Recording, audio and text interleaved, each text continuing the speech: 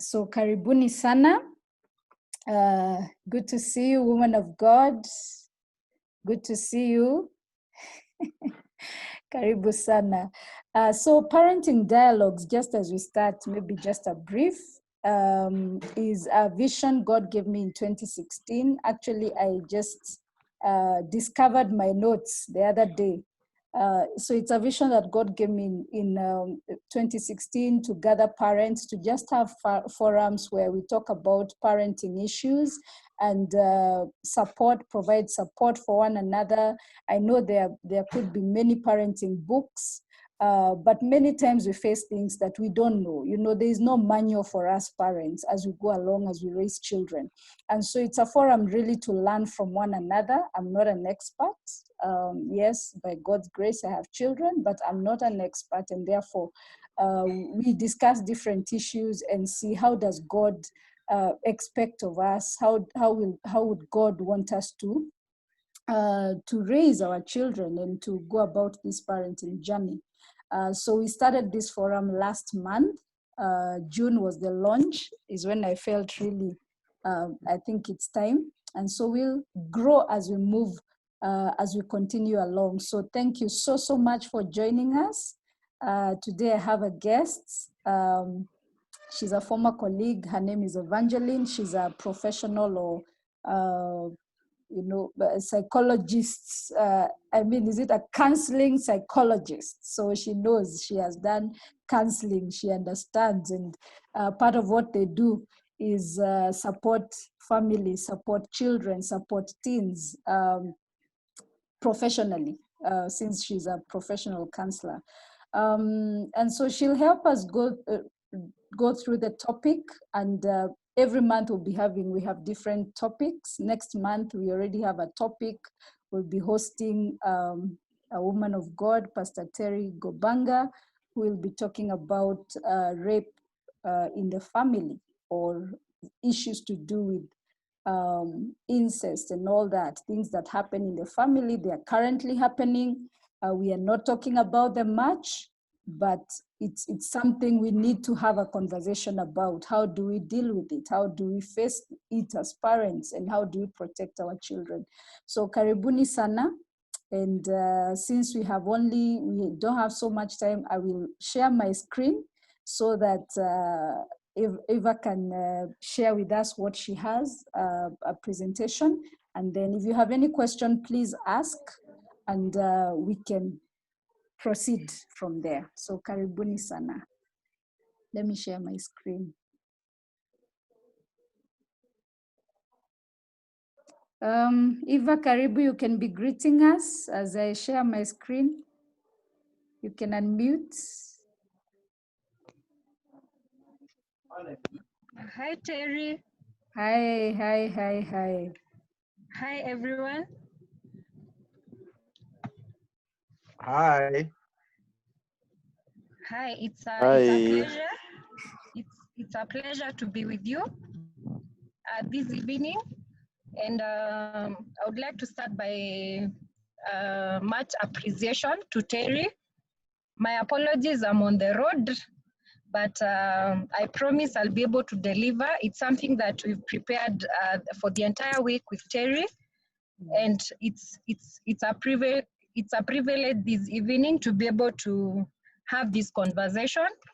I would like also to appreciate my organization, as you can see, LVCT Health, where I work, where we offer support. Basically looking at the entire health and wealth of human beings. So karibuni sana for this session. As Terry has said, basically I'll start by introducing who LVCT Health is, because this is my employer who has given me this time to be able to share this knowledge on this platform. So we are a local organization.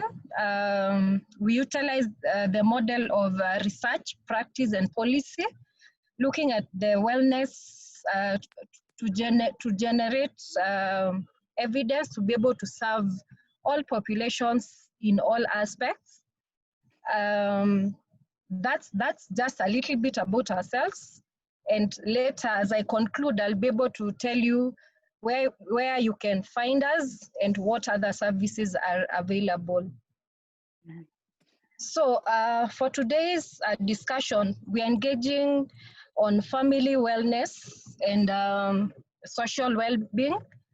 And as you can see on your screen, you can see someone who is in bed but not asleep, and what we are calling thinking or the thought processes. And you can see someone else, a lady, on the couch in feeling like she's unwell. And you can see someone who is not in a very good state, like she's screaming, she's out of control. And for today, we'd like to base our discussions on these three aspects. And I'll start by sharing this analogy that was told to me by my director a few years ago, that if you're in town and you're just walking on the street and a mad person comes and gives you a punch on the face, you have several options. This is someone you don't know. You can choose to walk away and say that was a mad person. You can choose to argue with the person, start throwing words. You can also choose to fight back. But when you choose to fight back, the entire street thinks you're equally mad. If you choose to walk away and say that was just someone who had a bad day, you just go on with your normal day. And if you choose to carry that baggage, you get to the office or you get back to your house, and the incident is what from the gate, you're on the house girl, you're on your children, you're on your spouse because of what happened to you. That's a choice also you make. So basically, this photo is telling us our thoughts are everything, are the start of everything we do. So what we think about makes us feel, and those feelings dictate our behavior. So in a family setup, whatever thoughts you start having, you start generating, they encourage negative or positive feelings, and the outcome is a behavior that is either bad, acceptable, or not acceptable. So during this today, I would like us to engage more and think about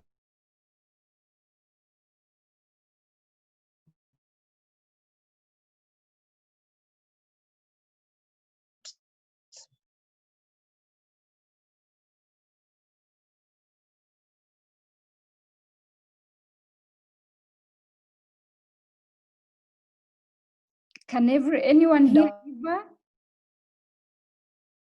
No, it's just gone off. I think she dropped. Her connection has dropped. Oh dear.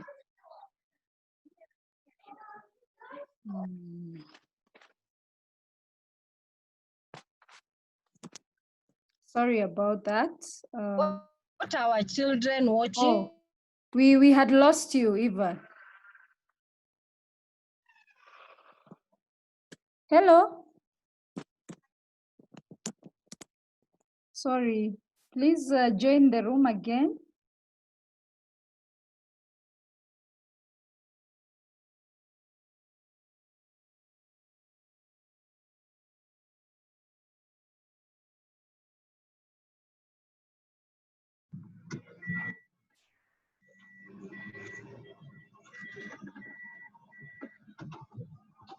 So, apologies, I was thrown out, but I am back. So we can be able to see someone, the body carrying, and you can be able to read that the heaviest burdens that we carry are the thoughts in our heads. So basically to be able to tell us what I spoke about our thinking that influences our feelings and eventually our behavior. Next slide. This country is a very interesting country, and you can be able to see that this was a proposal for married women in a certain county in this country being encouraged to put on a uniform of school-going kids so that their husbands could stop preying on school kids. This tells us that our minds as a country, as a people, our thinking is way out of this world. And I felt I would share with us so that we can start thinking that as a country, we may not be moving towards the right direction because of our thinking, what we observe and what we see. Next slide.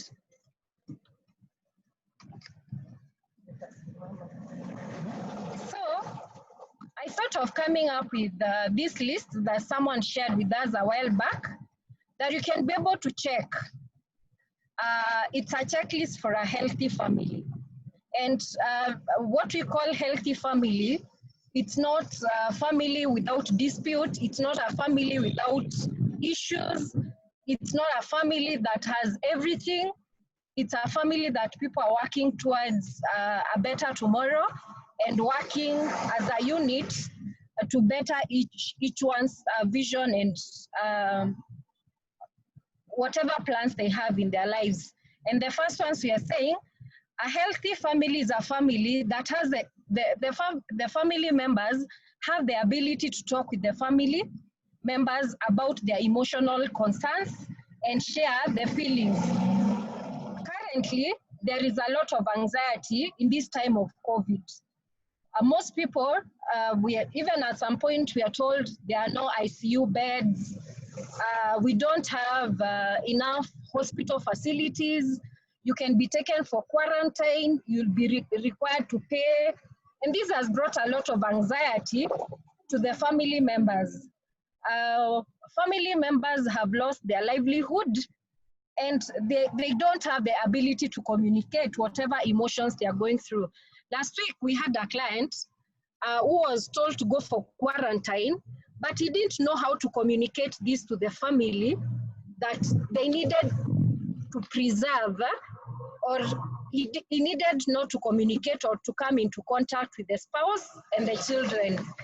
This brought a lot of anxiety because even when he went for the COVID test, he never shared that with the family. So getting the support system was very difficult, and we had to take him through and bring in the family so that we can be able to share what he was going through with the family. Then the second one we are saying, the ability to say no without feeling guilty. Many times, probably your son is asking for a toy, but you can't afford or you don't have that money at that point. You should be in a position to say no and not feel guilty. Many times, parents feel like by saying no, it's inability or they are like failing to provide. Even children have a right to say no, but to be able to explain and also have a conversation, not like no in a rude way, but no because my thinking is 1, 2, 3. And this will be facilitated by the ability of the family members being able to express and share their feelings. Then we are saying the feeling of content most of the time. Many a times we feel we are not content with many things in our families. But if 80% of the time you're not feeling content, then you need to get a reason why you're in that family. And I've had even my kids, we go visiting, and they want to stay with that family where we have gone to visit. And my young son says,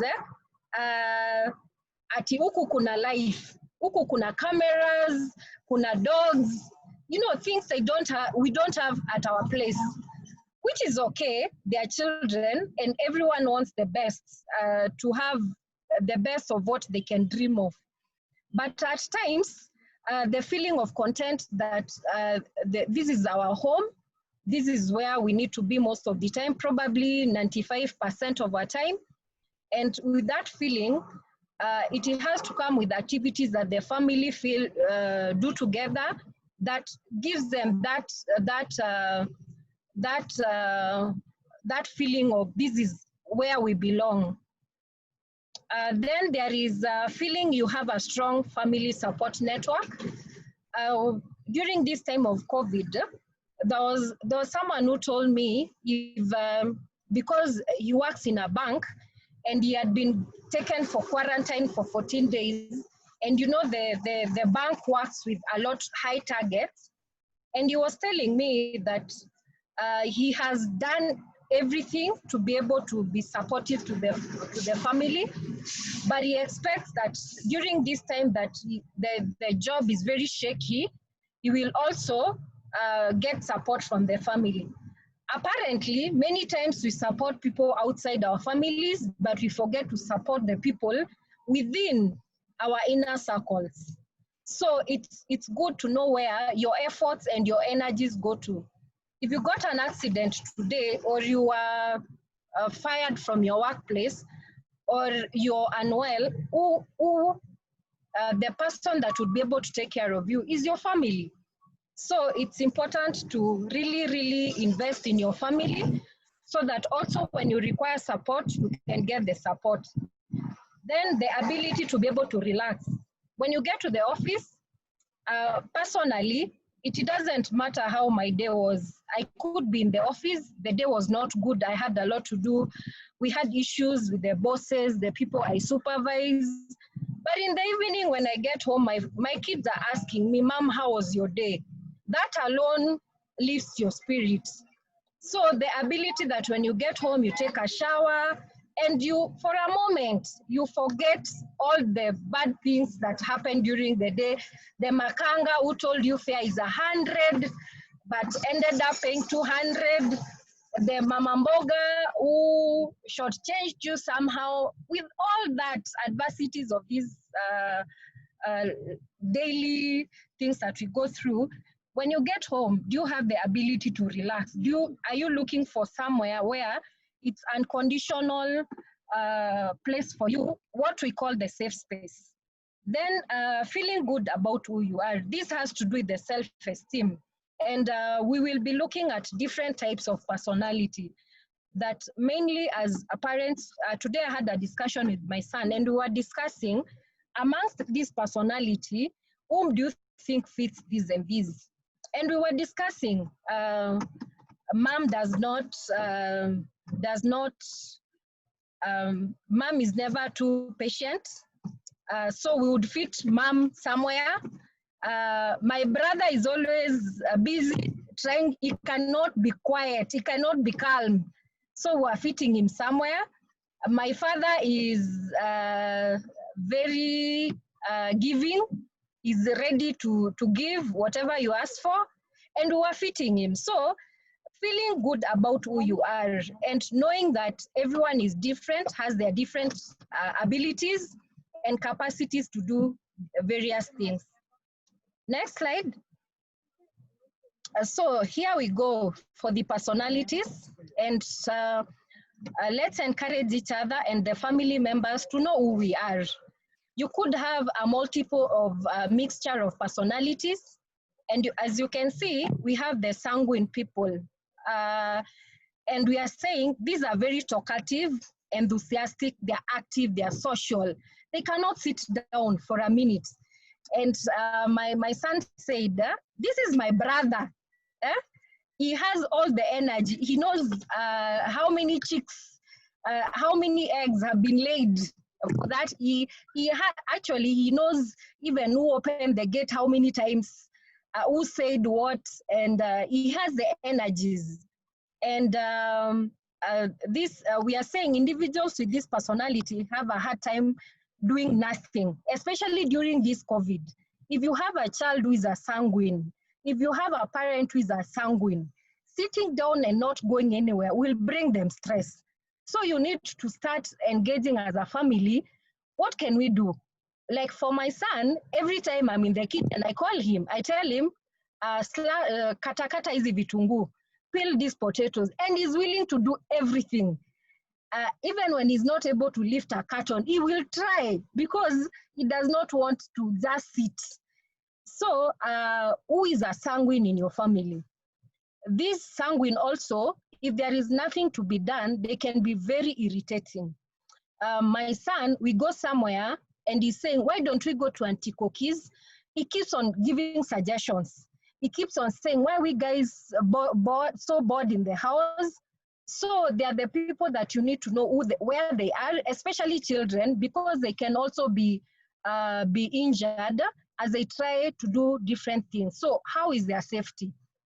If I'm in the house, within 10 minutes, I'll ask where my son is. If I don't see him around, I know he's not doing something good. And I need to check out on him because I know he's very active. He'll try all manner of daring things. He's not afraid of anything. So I need to be in touch with him often. Then we have the personality that we are calling and sanguine is people whom we are saying they are extrovert. They are just outgoing. And you will notice them everywhere they are. And they would want to be noticed by everyone. Then we are saying we have the choleric and they are extroverts. They are independent, they are decisive, goal-oriented, and they are ambitious. This combined with their dominant, they are result-oriented, as in they must ensure things are done. And when we got to hear my son saying, I have a bit of this, I am very ambitious, but I am not goal-oriented. He just does things, but he doesn't know why he's doing. He wakes up in the morning, he wants to do some studies, but it's because the mother paid for the school fees. So who are these people in your family? And then we can move next. We are saying we have melancholic, they're analytical, they're detailed, and they keep deep thinkers and feelings. And when we got here, he said, this is Wesley. This is my brother. He's very detailed and he's a deep thinker. And he has feelings and emotions. He will cry over everything. He wants to feel for everyone. He will give to the very last coin. He will give his clothes to everyone and he'll be left with nothing. So, and you're saying a melancholic personality leads to self-reliance. I am never worried about my son. He's at times a bit reserved and a bit anxious. When things are not moving, and I remember this didn't start now. Long time, I think it was around 4 years, he would come to the sitting room. We are seated there with my husband and no one is saying anything. And he would say, hey, hapa leo kuna maneno. Wacha mimi nikalale. So he does not want to hear of an atmosphere where the mother and the father are usually talking. Why aren't they talking? That anxiety, he will not be part of it.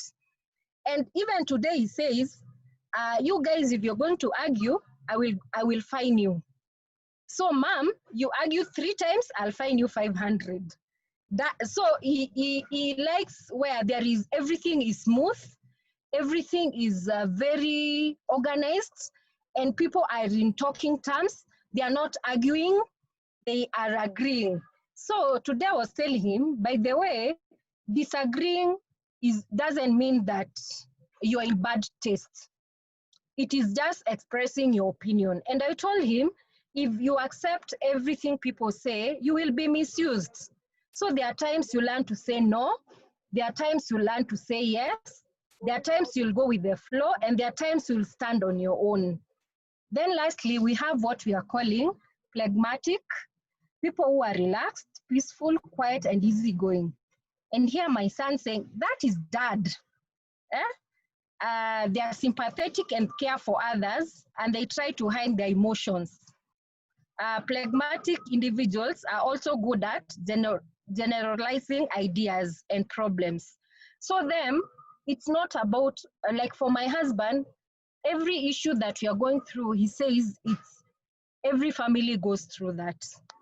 And for me, I disagree because I think at times issues are very personal and they need to be dealt with at a personal level for a solution, otherwise we keep on going back and thinking that we are not alone. And that leaves you in a state where you are in a comfort zone. You're saying even Terry is going through the same, my sister is going through the same, so who am I even to try harder?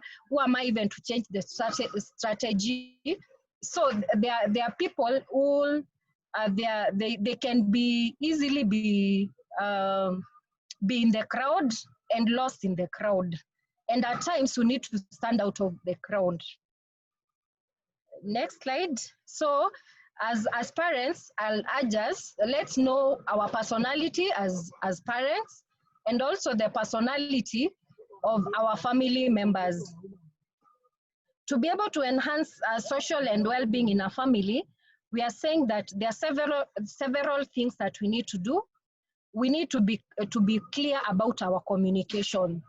And we are saying communication is not only talking, it's being able to convey your thoughts, your ideas, your feelings, your emotions at a family level. And being able to communicate clearly helps manage your time and your life. And this in a family is very critical. For me, when I was growing up, I remember I grew up in a very dysfunctional family, very dysfunctional. And many times I was at my grandfather's place. And one thing I remember to today, I learned how to prepare in the morning very fast because of my grandfather. He would prepare, then my grandmother is still in the bathroom. But remember, she's the one who woke up to do breakfast. She's the one who woke up to do a number of other things in the family. But my grandfather would wake up, take breakfast, go to the bathroom, or even at times he'll not even take a shower. Then he goes to the pickup and he wants to leave my grandmother. So I learned how to be very fast in the morning. I can even take even 10 minutes to be ready. But on the other side, my husband takes forever. Once in the evening, I decide what to put on. That is what I will put on. My husband will change to this, to that, and to the other. And we keep on arguing. I'm telling him we are getting late. For me, it's a trait I have learned since I was a young child, seeing my grandmother being left to come running after the pickup, but my grandfather is so happy and content. But my husband on the other side, he says there is no hurry in Africa. So I have been able to communicate to him. And now in the evening, I ask him, what are you going to put on tomorrow? So I prepare.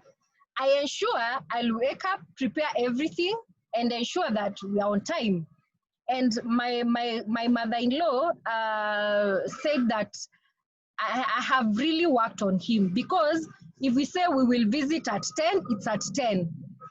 Upon Belen, he would say he'll be there at 10, he'll be there at 5 p.m. So it's being able to communicate and knowing where your strength comes from, and dealing with what you feel is not working with you. Then know what to say and want to say. It's very important to be able to know how to communicate. At times, I feel very bad about something, but I feel this is not the right time to talk about it because I am still hurting. I remember there was a day I was called by the teacher and he told me that my son, whatever results that he came with, and told me that he had forged the exams. From the office to at home, I was just saying, let me get to that house. I will just have to face, he will know who I am. How can he cheat? How can he forge? But on the way, I came talking to myself. In this state, I cannot talk to him. Knowing him is the type that doesn't want any anxiety, doesn't want makelele mingi. So I said, I'll sleep over this. Then tomorrow in the morning, I'll watch and I'll tell him to bring me the correct results in the evening. So I could not sleep at night. I felt I need to wake up, go and talk to him. But I prayed and slept. The following day in the morning, I told him, Wesley, I know those results you brought were not yours. So please, if you don't want us to fight in the evening, bring your result. Whatever it is fine. I'm the one who is paying your school fees, and I will not kill you because of that. So I assured him. And in the evening, he brought me the results. So, and I asked him why he did whatever he did. And he said, Mom, you know, you have taken me to a new school. You've really invested. I really told you I would work hard. Now I had failed. I told him, no, grades, exams is a one-time. What areas do you think I can support you work on? We can get a teacher, we can talk to your teacher, and we can find a solution on how we can be able to work around these. And by the time the year was over, actually was the best student in the class, simply because I knew when to say what and how to say it. So many a times we say things when we are full of emotions, but once you have said something, you cannot take it away. I remember I had a supervisor in 2016, and I would get an email and I would respond with a lot of emotions. Then he told me every time I want to respond to an email, I can sleep over it and respond the next day in the morning. And do you know the next day in the morning, I don't even respond because it was an emotion and it is over. So even at workplace, I have learned that when you give something that is really hurting, you give it time, you're able to get over it, and you're able to communicate in a very positive way. Ways back before I did my counseling, I think when I got married, would have an issue with my husband, and I would start talking to him from the bedroom. I would start telling him, then you'd leave the bedroom, go to the sitting room. I would follow him. And now you're leaving, I'm here, you must listen. And I'm here, I'm there causing all the drama. But him, he's not talking. He leaves, goes to the balcony. I follow him to the balcony. And eventually he goes to the bedroom, changes and leaves. And I'm left thinking, wacha atanipata jioni. He's not going anywhere. But you see, I'm hurting the entire day. If only I realized from the bedroom, he was not in the mood to talk. I leave it at that. And probably in the evening, I would ask him, like now, I usually ask him, I would like us to talk. Do you have time? If he says no, I respect that because I know he's not ready for whatever discussion is coming up. Next. So we are talking about listening, and listening is it's a good skill. And listening is not just hearing, it's being in a position also to observe the non-verbals and the verbals, what someone is saying and they're not saying. There are times I just want to talk to someone, even in the office, and you can see they're tearing. As in, even if someone is smiling, you can actually tell the pain behind the smile. So listening it's a skill that we need to practice as a family, being able to let people talk without interrupting, being respectful. Many times we even throw words in the family that we think ati wewe mjinga. And when we use such terms like ati you're foolish like your mother, you're foolish like your father, those terms are very hurting. So being able to listen even to what we are saying to others, to our family members and to our loved ones. And like today I had, there was a very bad traffic and my son was telling someone who was overlapping, he was telling him, wacha ujinga. And the brothers were just laughing. And I told him that is bad language. And he's saying, Mom, why is he overlapping? I said, no, two wrongs don't make a right. So there are these words that we encourage and they become, even you're telling the house girl, you're not part of us. And this is the same person you leave the children with. Respect to you, the children know I'll only respect my mother and father, but parenting is beyond mother and father. It includes the house girls, the people we live with our relatives, our family members, our parents, and even our neighbors, and even strangers, people that we don't know. So being in a position to be able to listen without interrupting, being respectful means a lot. Then we are saying, say what you mean. I explained that earlier, and using statements like I feel if you did this, this would work better, because I shows your part and you're owning the process. Then make sure that people understand. At times, I think I have communicated, but later you come and ask, why didn't you do this? And my house girl says, Mama, I thought you said 1, 2, 3. So I realized whatever I said, I never communicated, or I communicated, but the person didn't understand. So do you take time, probably, even like, especially for children, some require you remind them, you repeat, you ask them, what did I say? Can you repeat? And through that, they're able to learn better. Then you need to have actions and closure. There are some families who are still hurting because they've not closed on various aspects. And this could be even loss. I remember in 2017, my son had a puppy that passed on. And we thought it was just a puppy, it was a dog anyway. And for me, I'm not even a fan of dogs.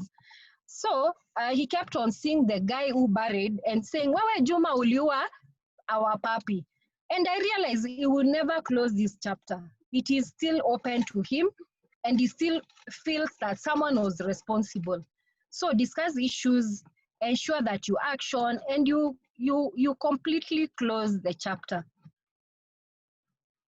Let's continue. So we are saying we have some aspects that weaken the emotional and social well-being in a family. And this, as you can be able to see, are issues to do with insults and abusive words. The way we've said, I grew up where verbal abuse was normal. My father used to tell us, you're foolish like your mother. It was a daily, even at some point I felt, I think I'm equally foolish. Because there are statements that someone who gave birth to you tells you every day, every day, every day. So I grew up knowing that those terminologies were okay. But we need to bring to our families that those insults and abuse actually build the personality of our children. They bring down their self-esteem. And to some extent, when I look back, I am able to realize that until that moment that someone told me, you're bright, you can go very far, you're very sharp, that is the time my journey towards being successful started. When my maternal grandfather told me, by the way, you will be a doctor one day, that is the time I started feeling I can make it in life. But all while up to the age of 13 years, under the care of my father, I used to feel useless. He used even to say, will not pay school fee for someone who is useless, will just get married. And in class 8, he used to ask me, why aren't you getting married? And even my grandfather was telling me, my grandmother, my paternal grandmother, when I went to high school, she was telling me, now, who will ever marry you? Every girl here you've gone to with primary has gotten married. Immediately after Form 4, she asked me, now you need to get married. And when I went to campus, she still continued telling me I will never get married. So it is until this time where we'll start knowing that the insults and the abuses really bring someone down. And in a family, we need to take note of that. Then lack of inclusion. The family members need to be included in all the processes in the family. Many times we leave our children out, we make decisions, and we leave them out. I know as parents, we have the right to, but especially the children of these days, they are well informed, and what they do, they will keep quiet, but emotionally, they will be hurting. I know we wanted to move to a new place last year, but we felt our children were not ready. One, to change school. They had fallen in love with the school. And also it was in a place where we didn't have neighbors. So we consulted them. And in August, when we visited the house, and they said, can we spend the night here? We felt now they were ready. And we had the conversation and we agreed now we are going to move in December. So every process is, let's engage them. There was a time my son told me, you know what, Mom, I don't want you to ever hold birthdays in this house for me. I want my cake at school because you only invite your friends, you have fun. And me, I just want my cake with my friends at school. So all those years, I was doing things that I thought were good for my kids, and they didn't like. So it came to a point where it was even very cost effective for me, just buying a cake and snacks to school, and the burden is off the shoulders, and they're happy. So inclusion is critical in a family. Then lies and deceit, many times we lie about small things and we pass these to our children. And we encourage also children to lie. One thing I know and I thank my mother for, you could never lie to my mother. We actually at some point said that she had a way of communicating to God, and God used to set us. Because my mother, you'd start a statement and my mother said, no, don't even finish. I know where you are from. If you'd bring something that is not yours at home and start saying, my friend gave it to me, she would take you to that friend's house and you would return it. So this small lies about your child took a 10 shilling, that's what builds now even into integrity issues, even when they into their marriage, into their career, and we need to take note of that and start cultivating the virtue. Then failure to accept differences. At times, I used to think my kids were all the same, but with time, I have learned their differences. I have learned what they are good at. And to push them to be who they want to be, but also to build on their weak areas. One thing about failure to accept difference is you see someone a total failure, but everyone has something good you can build on.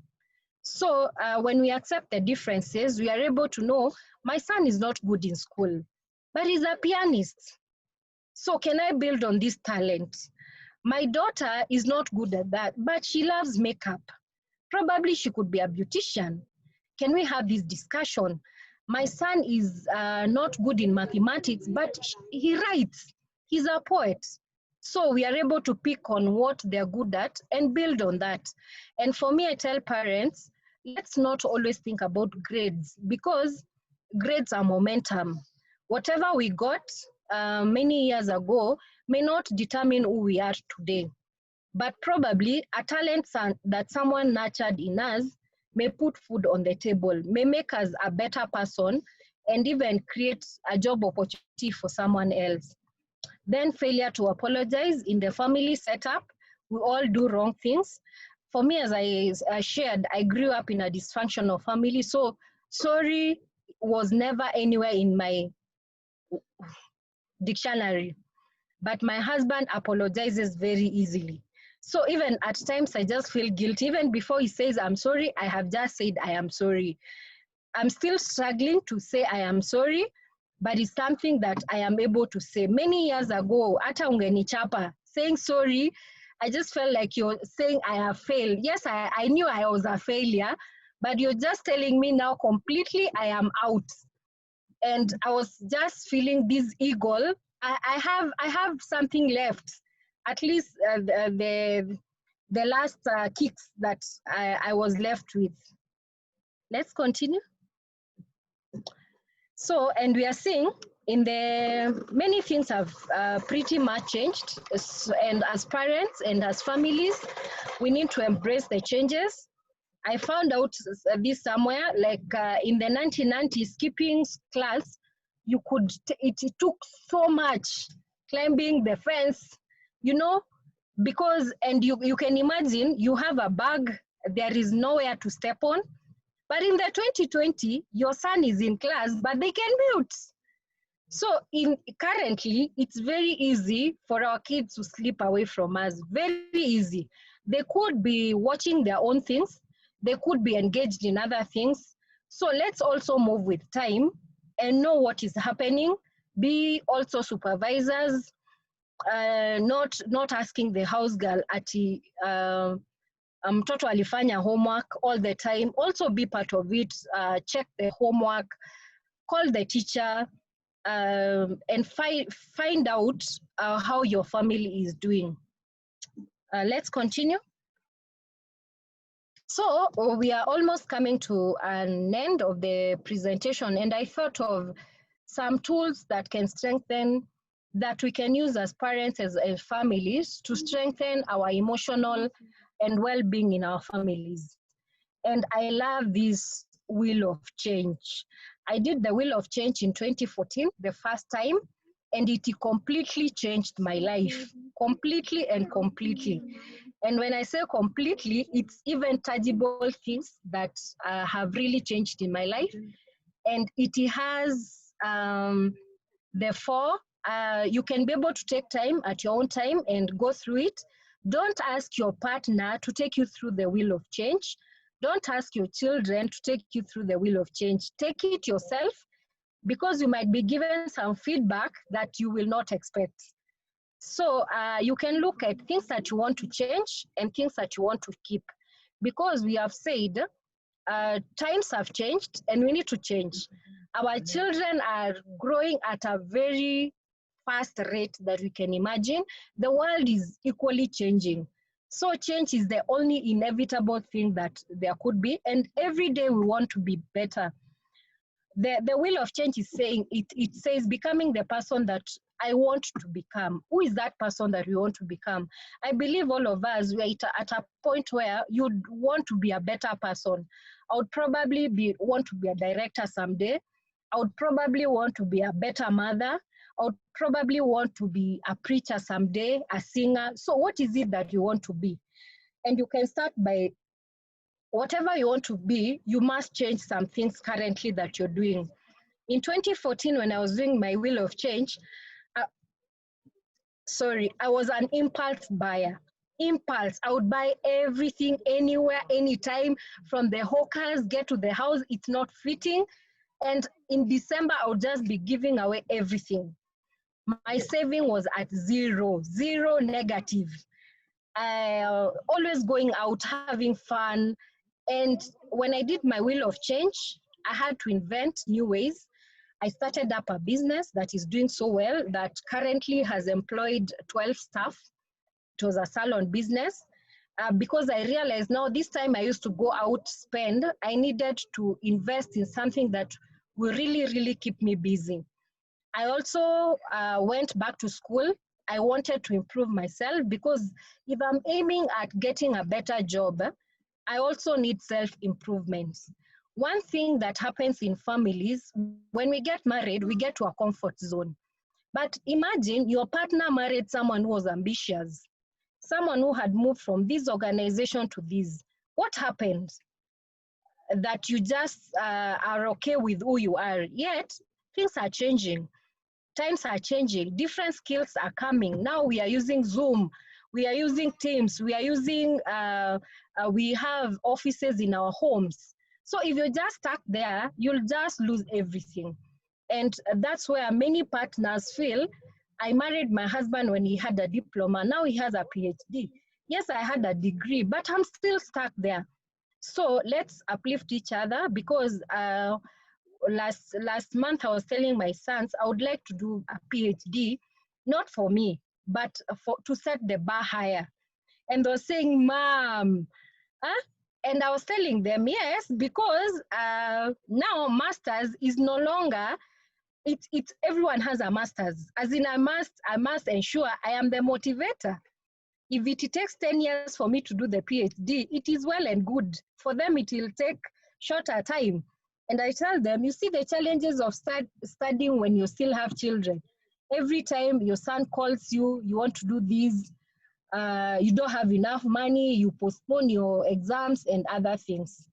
So invention in a family is very key. During this time of COVID, we invented many things with my family.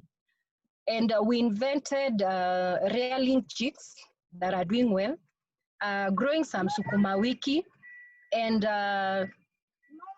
selling them. And this way, we are busy. We don't have like the children seated all day long. They can be able to go and feed the chicks. They can do something, get a new skill that would also help them in their future life. Then we are saying there are some things that completely you must eradicate, completely. For me, I had to do away with many of my friends, many. I did a list. I figured out I had not spoken to some people on my phone book for 1 year. So were they relevant? Were they important to my life? I realized that who is it that I can call in the middle of the night? I put a tick and I was good to go and I was never wrong. They tried calling me, you've not called me for a while. I asked, hata wewe hujanipigia. So I didn't feel any loss, but it did good because I realized also I was spending a lot every time. Do you have 2,000? Do you have 5,000? That you will never get back. Then also some things you must reduce. You may not be able to eradicate some things completely, but you can reduce. Some addictions like impulse buying. It's a true addiction.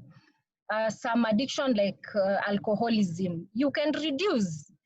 And we are saying some things also you can delay. During this COVID time, many people had plans probably to buy property, but the things don't look very promising.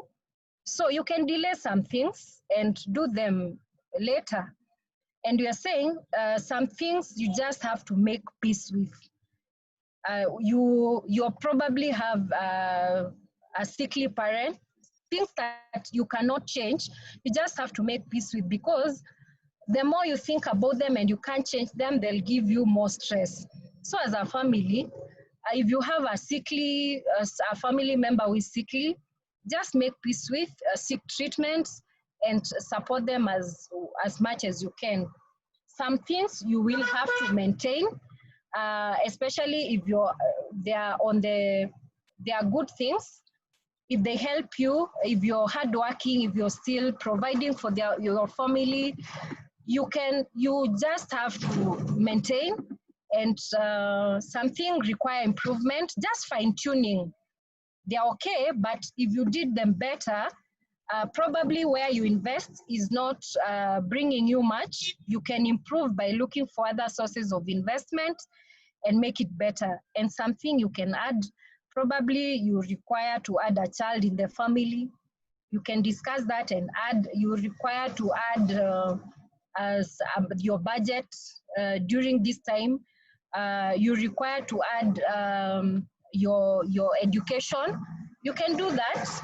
And basically that is what we call the wheel of change, that you can give. Even children at 10 years can be able to do their own wheel of change. During this time, what is it that they would want? Who is this person that they would like to become during this time of COVID and even later? Next.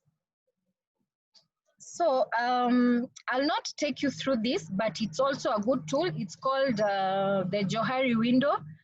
It's a tool that can strengthen the emotional and well-being of a person and a family. And we, as you can see, it has the 4 spaces. It has the arena, or what we call the open area. The open area are things that are known to self and known to others.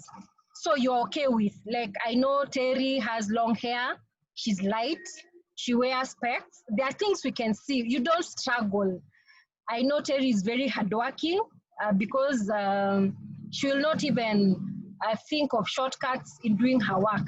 So there are things that people know about you and you know them yourself. Then you're saying there are things that are known to others. They are known to you and they are not known to others, what we call the facade. And this is now what ruins a family. So probably someone killed someone. it's never been told. Someone stole some money. Someone did something. Someone was unfaithful in the relationship. It is in the facade. It has never been disclosed. And this is what brings emotional instability, because someone keeps on saying, what if? And what ifs is what makes people anxious and not be able to move forward. And every time someone says something, you're like suspecting, do they know? Did they see? I know of a friend of mine who bought a plot, and she keeps the title deeds kwa gari yake huku nyuma ya huku kwa mats za gari. So I was making, and one time she went and the car was stolen. She was not worried about the car. It was the title deeds in the car. So you can imagine now what sort of nightmares this person has. Even being inability, she has, I think, put the highest security to that car, more than even the house. So this is what we are calling the blind spot, that the facade that you know yourself, but your family members do not know. Then we are saying there is the blind spot. The blind spot, other people know about you, but you don't know. Many people may know you're a gossiper, you're a good person, but you yourself may not know, because there are some people who self-esteem, by themselves they think they are good for nothing, but other people see goodness in them. So it's a blind spot in them. Then we have what we call the unknown. The unknown areas, this is where the innovations come from. You are in a church function and you're told, Terry is not coming today, Eva leaders in a chorus. And people realize, hey, Eva can sing. So that is the unknown area. And we can only know our unknown areas through being able to do much more than we think we are, and innovate more about ourselves. Then how this can be helpful in our family, it's because we can be able to give each other feedback. And feedback, like the blind spot, where people know things about you and you don't know. I remember in 2016, I went to a site I supervised, and I asked them to give me feedback. And the things they told me, I cried for 2 weeks. They told me things that I could not imagine. It was the bitter truth. It was the bitter truth. The way one day I went and nikapata wamechelewa kufungua site, I didn't care if they had an activity the previous day. I was so inhuman. I acted on my emotions, and I was showing them my powers, and they felt so intimidated. So this feedback helped me actually to be able, it was a very negative feedback. I think only one person said that from that day, she has never been late to come to work. But also that's acting from fear. Probably she'll not be late to work, but what will she come to work to do? She may come and open Facebook and not necessarily do work. So the feedback that we give each other, the things that we may know about others that they may not know, it's always good to keep on telling them. Like we tell our son, Kenji will be an advocate, you know how to articulate issues. You know, that gives them the authority and also builds on their abilities. We can move on. So to conclude, there is also what we call, you remember I started by saying that whatever we think, our mind is a very strong tool to everything that we do. So there is this psychologist called Albert Ellis who came up with this, it's called the ABC triangle. And he explains that something negative would happen to a family. Like for example, during this COVID, something, maybe a family, the father or the mother would lose their jobs. Then they would go home and probably commit suicide. So Albert Ellis says it is not the loss of job, that makes someone commit suicide. It is not because I went today and tested HIV positive that I will go and commit suicide. It is the belief after I test positive, after I lose my job, what beliefs will I have? And many times as Christians, we say actually beliefs is some form of our foundation, because when you believe, no one even questions your belief. So belief is a very strong conviction that whatever you believe. I watched a very sad story yesterday of this girl from Rwanda who was married, and she had a very good investment back in Rwanda. They were doing very well. They had bought property in Kenya.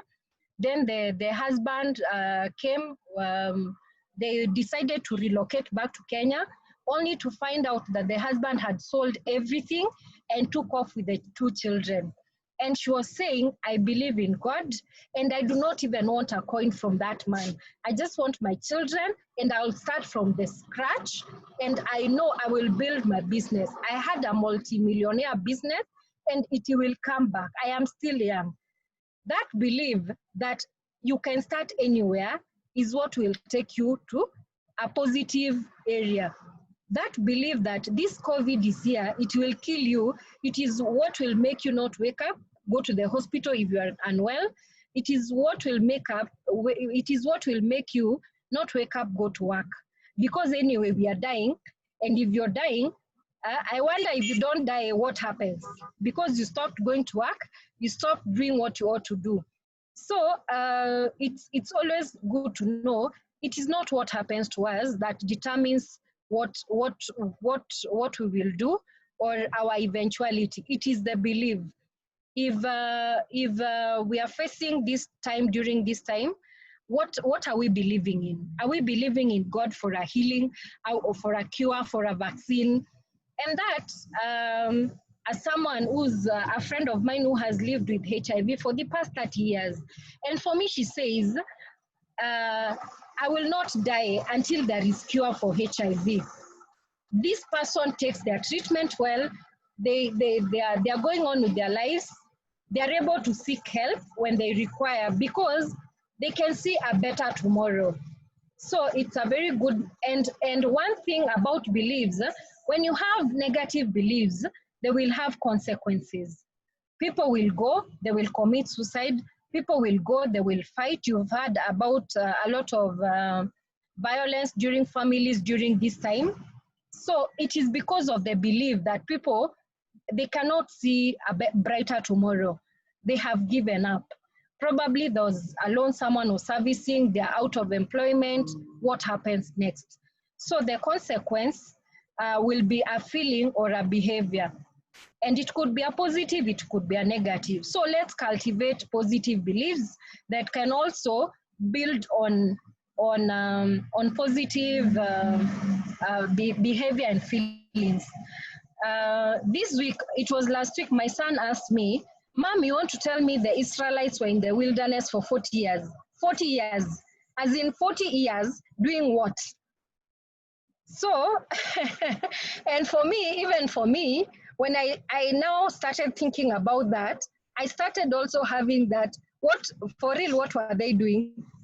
And we had this lengthy conversation, and we argued about many things, that it was God's plan, and was saying, no, it cannot be God's plan. 40 years, it's past Daddy's age.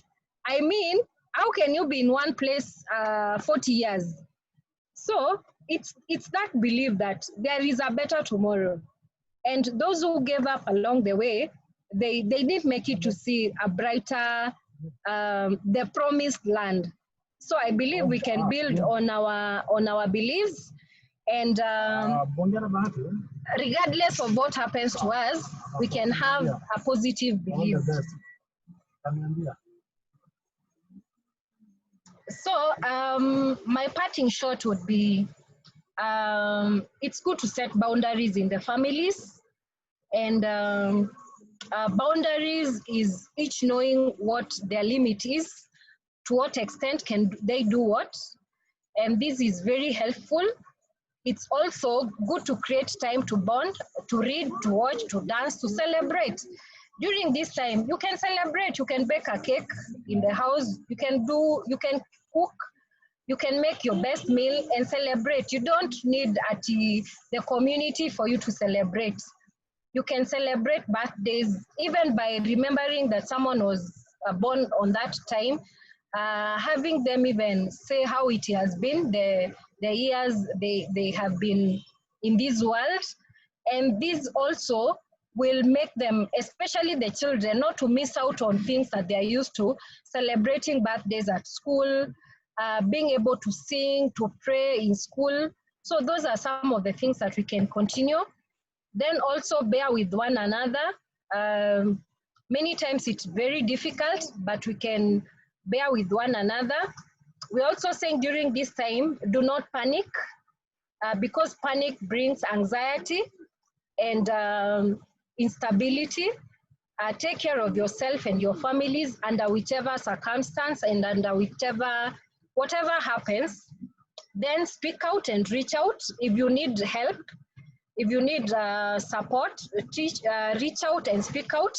I hear people say that, I wish you called me. But also, let's also learn to reach out.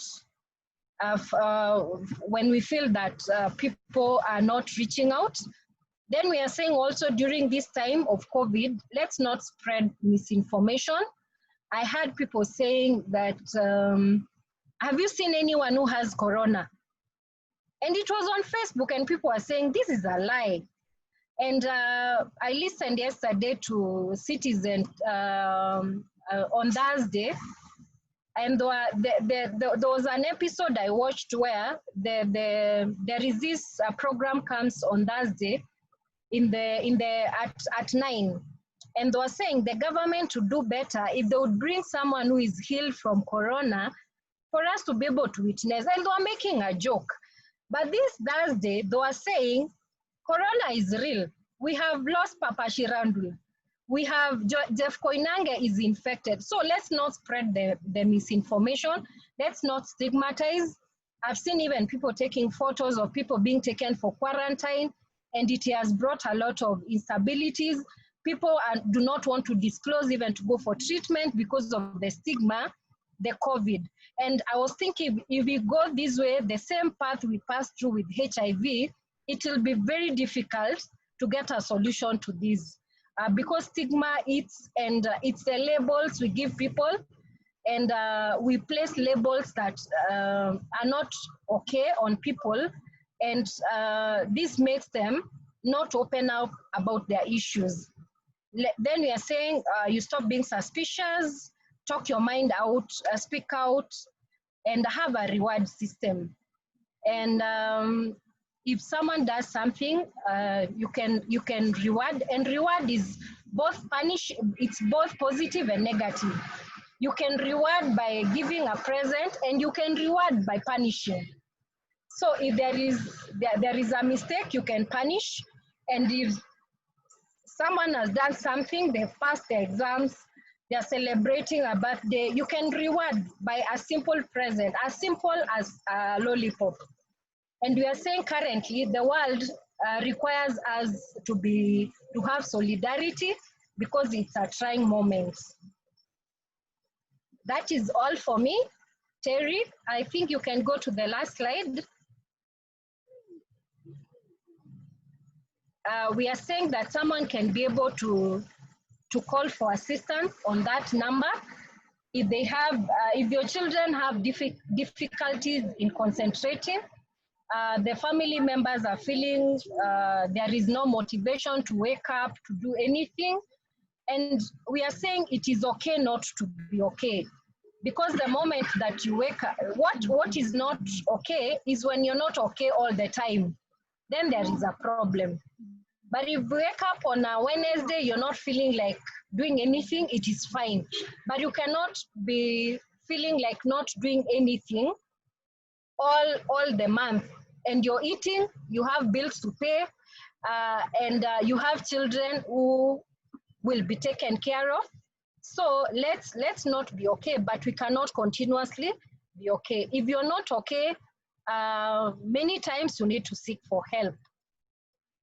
Thank you. Thank you and over. And you can reach us for those services, counseling services. We are saying we have a debrief for post-trauma. Something happened to you when you were young. You may need to speak to someone about it.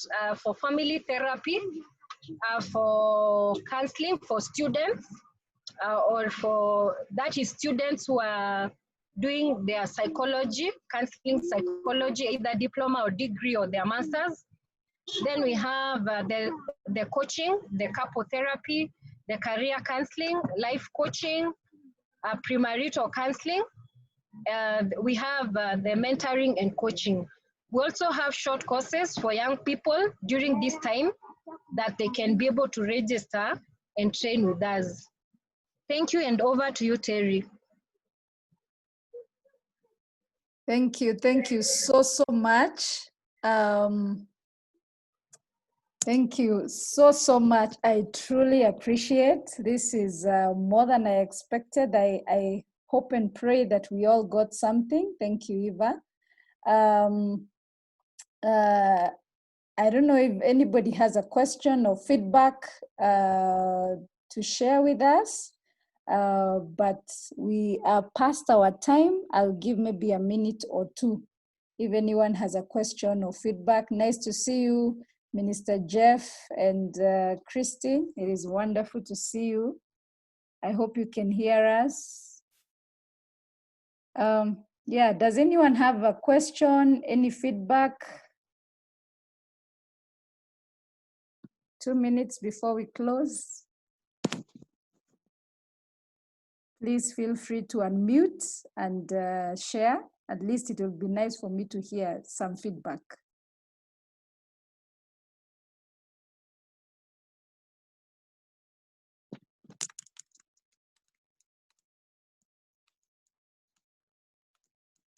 Anyone?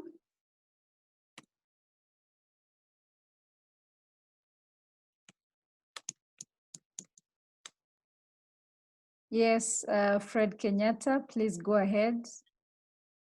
Mine is just say thank you very much. The session has been an eye-opener, and I look forward to learning more if we'll have more sessions of such kind. It also helps us to focus as a family, how we can help each other by getting to understand each other better. Thank you very much. Thank you. Yeah, at least somebody else, one or two other people, tell us what you have gotten out of it. For me, that I'd never thought about doing the personality types. You know, we talk about it in the workplace, but I've never really thought about it for the family, just to see what we can do as a family. So I'm really glad the way it has come out, and I'll be more deliberate really to just look at it, and it helps us really to understand our family members, our children, why they behave the way they do. And when we understand their personality types, then we can be able to address any issues that come up within the family in the right way.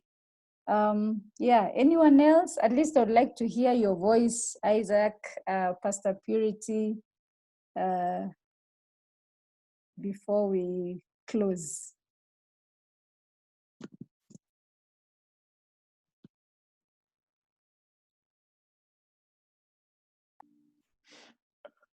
Thank you, Pastor Terry. I've learned so much from this. We agree we take so many things for granted. This is an eye-opener. Thanks so much. And thanks to the facilitator. Thank you. Good to see you, Geoffrey and Christine. Looking wonderful. Karibu. Yes, Pastor Purity. At least I would love to hear your voice. Hi, everyone. Thanks, Terry. Thanks for the invitation. I'd like to say that it was really, as you said, some of the things we take for granted, and we use them so much at our workplace. But one thing I also want to apply is the will of change. It's something that I will want to do it for myself, for my children, and also the personalities, as much as I would know here and there. But it's a good reminder, you know. I'm well reminded, and I think it's also a good opportunity during this long vacation that we can be able to identify and get to learn more about our spouses, our children, and even the people that God has given us to interact with. I think they're tools that we can be able to use. So God bless you. Thank you for the speaker, and thank you so much for convening this interactive session. And asanteni sana, and everyone have a good night. Thank you, Pastor. Thank you. Elder Jonathan Kerubo, would you like to say anything? Jessica joined us along the way. Maybe you can say hi. I see Geoffrey has unmuted. You can say hello.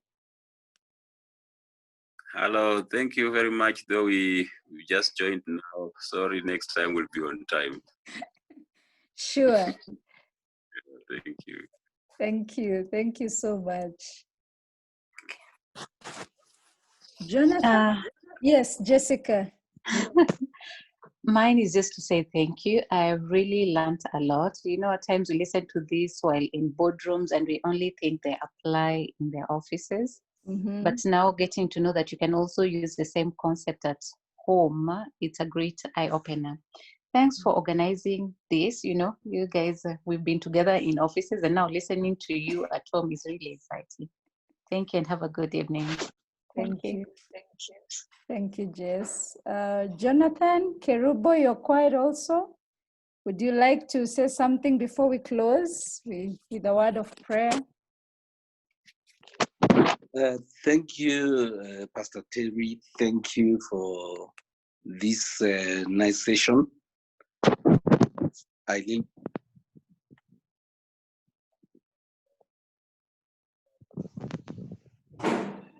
We lost you.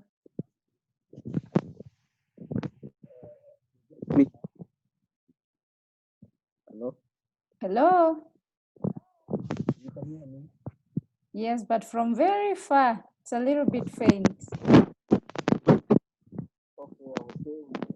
Thank you for this session you have organized.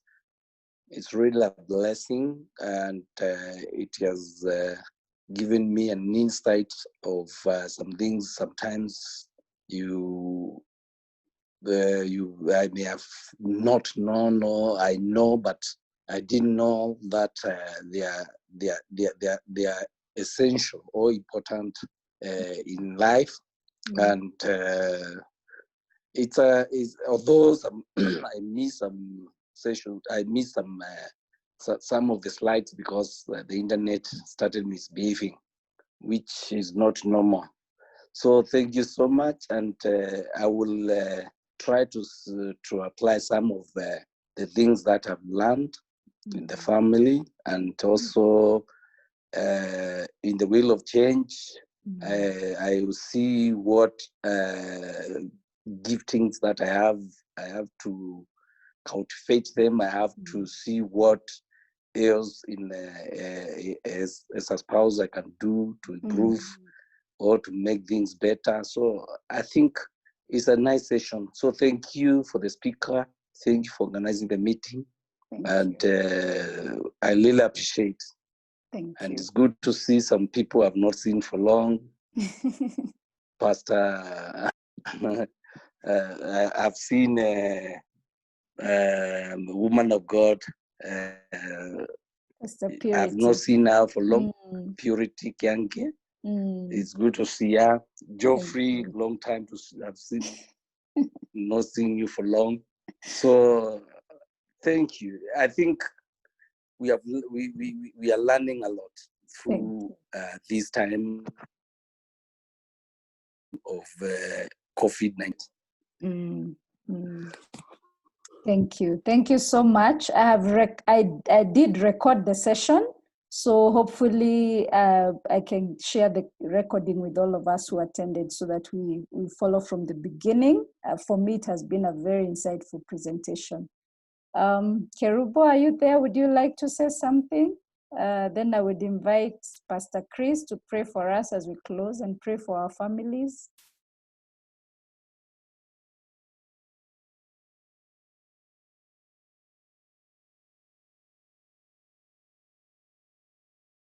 Oh, okay.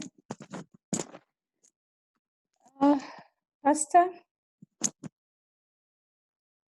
can you unmute and pray for us as we conclude the session? Thank you all for joining. As I said in the beginning, this is a monthly session. So I'll share with us, we hold it at the end of the month.